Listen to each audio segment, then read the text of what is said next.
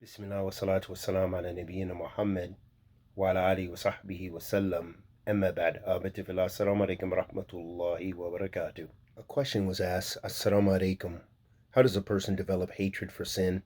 And if a person were to try in an unlegislated way, would it be a bid'ah, like trying to instill hatred while thinking negatively, looking down on sin, or trying to force yourself to have bad feelings in your heart? So first and foremost, Ahbabti fillah, having negative feelings in your heart towards sins in bid'ah is the asl, or the origin, of al-wala wal-bara, loving for the sake of Allah and hating for the sake of Allah subhanahu wa ta'ala, because you are detesting what Allah tabarak wa ta'ala detests.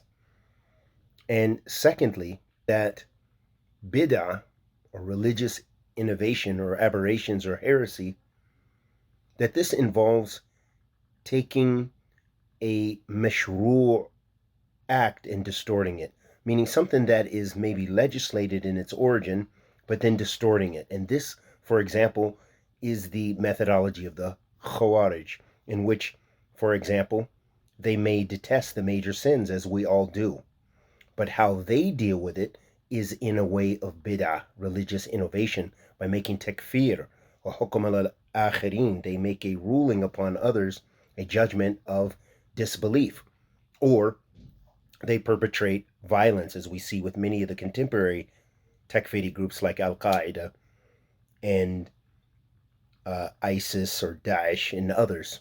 So you can see that something which is aslan mashru', it's legislated to dislike, the bid'ah comes in how you act upon it. And from what I can see from your question, that there is no problem in that, in detesting the sin, until it becomes a part of you, as Allah subhanahu wa ta'ala guides you to where you dislike sinful and wicked practices. And we ask Allah subhanahu wa ta'ala the Almighty to accept our good and forgive our evil.